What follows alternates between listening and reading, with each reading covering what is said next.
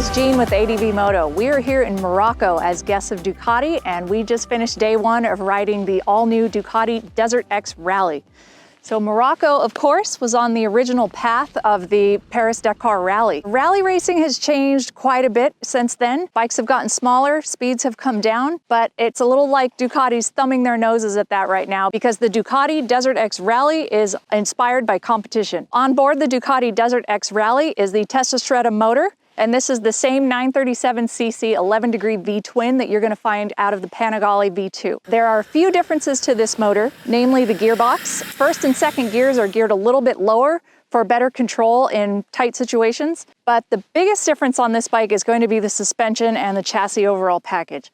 What we have on here is basically an entire motocross front end. This is a 48mm KYB closed cartridge fork, and Ducati says this is a first for a factory supplied KYB fork closed cartridge on a road focus bike. Comes complete with the DLC coating and the Kashima coating on the inside of the upper tubes. So you have the full performance spec here. Basically, you have motocross type suspension and capability and a 110 horsepower motorcycle. Now, is that a good idea? Probably not.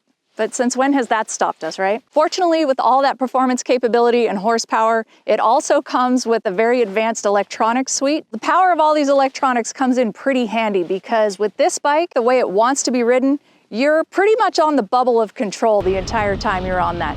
And the whole goal of the electronics suite is almost like a safety net for you so that you don't burst that bubble.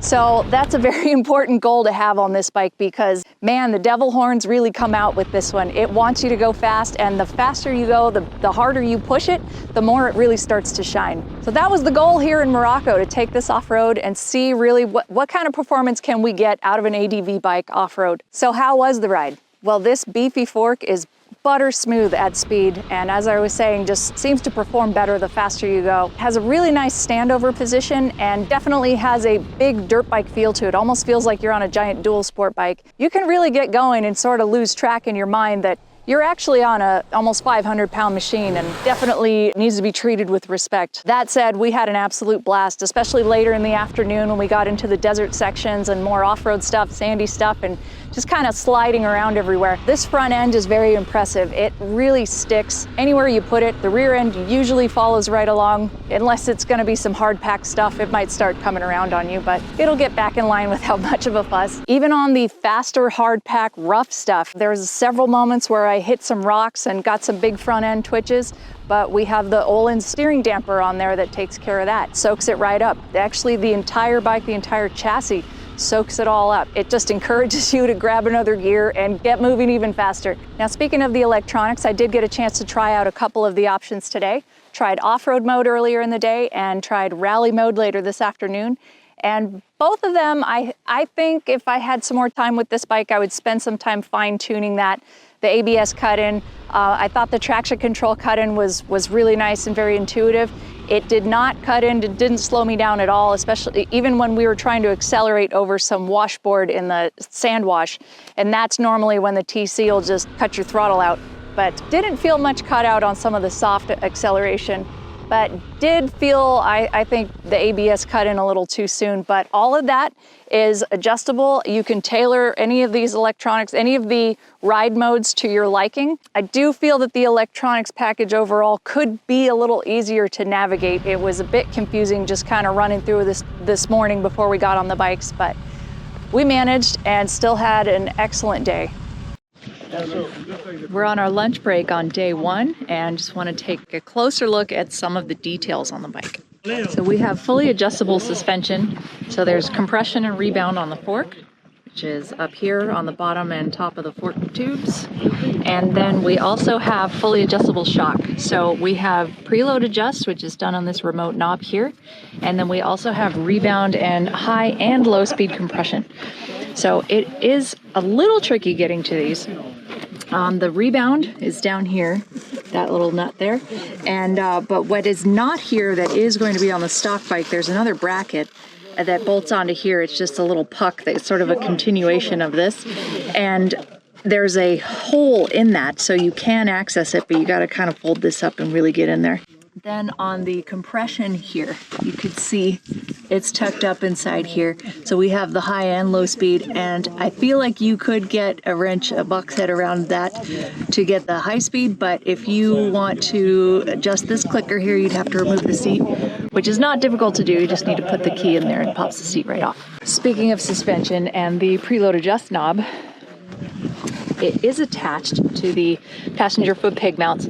Now, this is designed to be a competition bike, race ready. I think most of us when we were racing would not be having a passenger with us and might also want to get rid of this, which could potentially get in the way of your foot. If you were to take these off, that leaves the problem of this right here, and where's it going to go? Ducati says they are already working on an accessory little bracket that's going to allow you to mount this. I believe they said it was to this, so that you can remove the passenger foot peg mounts. Another pretty fancy feature that we have on here, I initially thought this was an accessory. This is going to be standard. The billet aluminum foot controls. So on the brake pedal here, not only looks awesome, but this is multifunctional. So you could pull this out and swing it up for an alternate position if you want that a little bit higher. And that's how I've been running it. We're going to try it down there from this point out.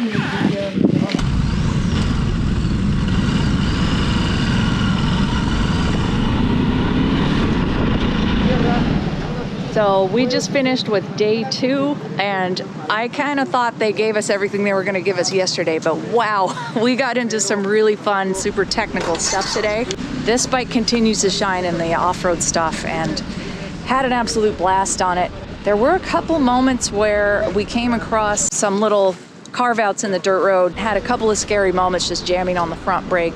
This front brake is so incredibly strong, and you really do need to have some form of ABS on there, because those Brembo M50s, you grab a handful of that in a panic moment in the dirt and you will throw yourself over the bars. They're so strong.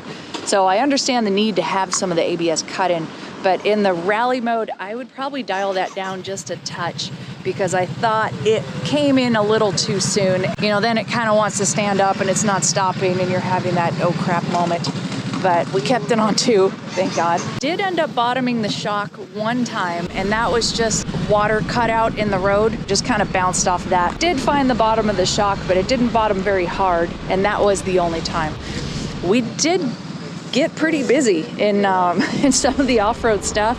Oh, and P.S., I can die happy because I got to ride side by side with Enduro World Champion Antoine Mayo, which that's a lot of trust he puts in me to ride side by side on these down a double track trail. But wow, what a blast that was. Really awesome to have him along on this intro. There were so many times riding this bike that I just kind of forget what I'm riding and my mind is wandering off, and I swear I feel like I'm just on a 450 dual sport, and then it'll quickly remind you like, nope, you're on 110 horsepower V-twin and you better slow down and check yourself.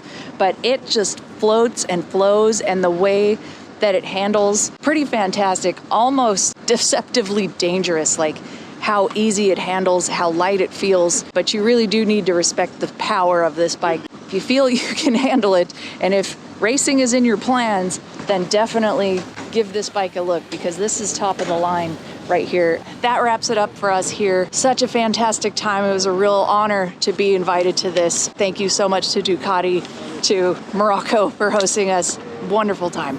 For the full story, go to advmoto.com or pick up a copy of ADV Moto magazine. And as always, remember to like, comment, and subscribe. We'll see you in the next one.